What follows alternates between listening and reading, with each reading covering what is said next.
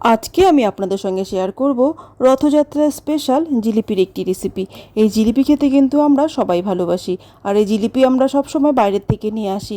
আমরা যদি একটু চেষ্টা করি তাহলেই কিন্তু বাড়িতে একদম পারফেক্ট দোকানের মতো জিলিপি তৈরি করে নিতে পারবো। যা তৈরি করা কিন্তু খুব সহজ, কোনো ঝামেলা হয় না, খুব সহজেই এরকম জিলাপি বাড়িতে তৈরি করে নেওয়া যায়। চলুন তাহলে আজকের এই জিলিপি রেসিপিটি শুরু করি। তার আগে হ্যালো এভরিওয়ান, কেমন আছেন আপনারা সবাই? আশা করছি সবাই ভালো আছেন, সুস্থ আছেন। চলে আসলাম একটি নতুন রেসিপি নিয়ে আপনাদের কাছে। চলুন তাহলে আজকের এই জিলিপি রেসিপিটি শুরু করি। প্রথমে একটি মিক্সিং বোল নিয়েছি, আর তার মধ্যে আমি নিয়ে নিচ্ছি 1 কাপ ময়দা, আর নিয়ে নেব হচ্ছে 1 চামচ বেসন, আর নিয়ে নেব 3 চামচ কর্নফ্লাওয়ার। আপনারা চাইলে কিন্তু কর্নফ্লাওয়ারের পরিবর্তে চালের গুঁড়োটাও নিয়ে নিতে পারেন।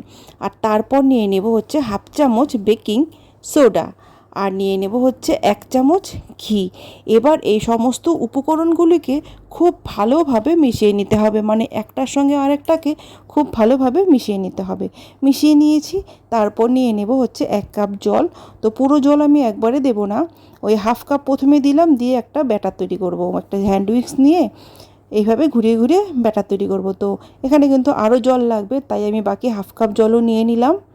এবার ঘুরিয়ে ঘুরিয়ে একটা স্মুথ ব্যাটার তৈরি করব।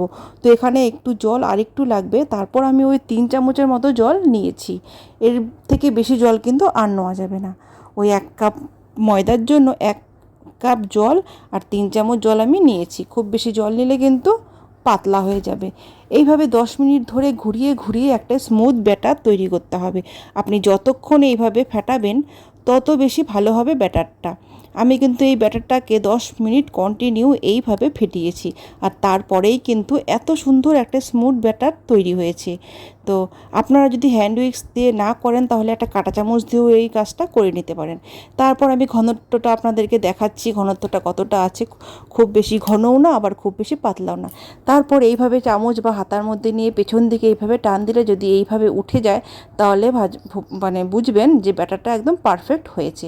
তারপর এটাকে ঢেকে রেখে তৈরি করে নেব হচ্ছে শিরা।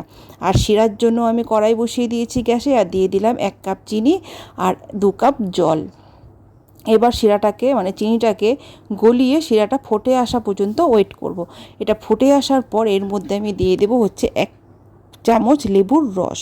এই লেবুর রসটা দিলে কি হবে, শিরাটা কিন্তু নিচে বসে যাবে না। মানে অনেক সময় শিরা কিন্তু দলা হয়ে যায়, মানে জিলিপির ক্ষেত্রে বেশিটা এটা হয়, নিচে কিন্তু শিরাটা অনেক জমাট বেঁধে যায়। তো এই লেবুর রসটা দিলে শিরাটা জমাট বাঁধবে না।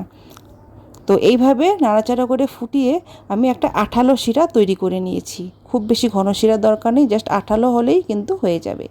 তারপর শিরাটাকে নামিয়ে রেখে আমি ব্যাটারটাকে একটু নাড়াচাড়া করে নিলাম। তারপর এইভাবে একটা বোতল নেব। আমি বোতলে যেহেতু তৈরি করব, বোতল নিয়েছি। এই বোতলের মধ্যে এইভাবে শিরাটাকে মানে ব্যাটারটাকে ঢুকিয়ে দেব। আপনারা চাইলে কিন্তু দুধের প্যাকেট হয় যে, ওই প্যাকেটগুলোতেও তৈরি করে নিতে পারেন। তো এইভাবে ঢুকিয়ে দিলাম, তারপর চিপিটার মুখ লাগিয়ে দেব। আমি আপনাদেরকে দেখাচ্ছি আমি কতটা ফুটো করেছি। আপনারা চাইলে কিন্তু ফুটোটা আর একটু বড়ও করে নিতে পারেন।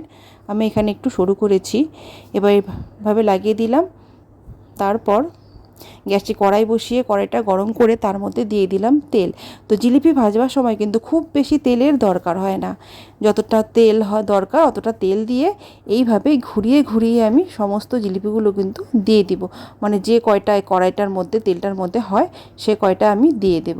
গ্যাসের ফ্লেম কিন্তু এই সময় একদম লো রাখতে হবে, কারণ খুব তাড়াতাড়ি কিন্তু জিলিপিগুলো উপরে চলে আসবে। আর বাড়ানো থাকলে কি হবে, পুড়ে যাবে। আর কমানো থাকলে পুড়বে না, ভেতরের দিকটাও হবে বাইরের দিকটাও হবে। তো এইভাবে উল্টাপাল্টা করে আমি একটা সুন্দরভাবে মানে পারফেক্ট কালার আমি দিয়ে নেব। দেখুন হয়ে গেছে, কিন্তু আমি কিন্তু গ্যাসের ফ্লেম লোতে রেখেই ভিজেছি। তারপর তুলে শিরার মধ্যে দিয়ে দেব। শিরাটা কিন্তু হালকা গরম আছে, আর জিলিপিগুলো একদম গরম, মানে তেলের থেকে তুলেই আমি এর মধ্যে দিয়ে দিলাম। এইভাবে নাড়াচাড়া করে 2 মিনিটের মতো রেখে দিতে হবে। 2 মিনিটের বেশি রাখা যাবে না, তাহলে নরম হয়ে ভেঙে যাবে। 2 মিনিট পর আমি এই শিরা থেকে জিলিপিগুলোকে তুলে নেব। তুলে নিলাম।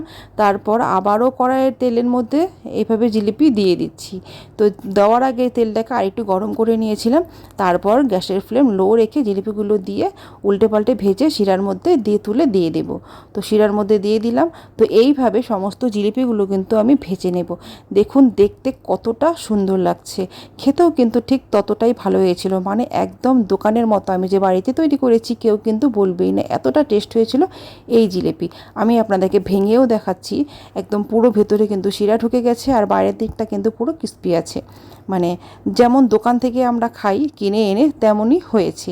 অবশ্যই কিন্তু আমার এই প্রসেস ফলো করে বাড়িতে একবার তৈরি করার চেষ্টা করবেন, তাহলে দেখবেন প্রথমবারে কিন্তু আপনার একদম পারফেক্ট জিলিপি তৈরি হয়ে যাচ্ছে। তো বন্ধুরা, আশা করছি আমার এই রেসিপিটি আপনাদের ভালো লেগেছে। আর যদি ভালো লেগে থাকে তাহলে কিন্তু অবশ্যই লাইক করবেন, কমেন্ট করে জানাবেন। যারা নতুন এসছেন তারা কিন্তু অবশ্যই সাবস্ক্রাইব করবেন, আর যারা আগে থেকে সাবস্ক্রাইব করে রেখেছেন তাদেরকে অসংখ্য অসংখ্য ধন্যবাদ। দেখা হবে আবার নতুন কোনো ভিডিওতে। ভালো থাকবেন, সুস্থ থাকবেন।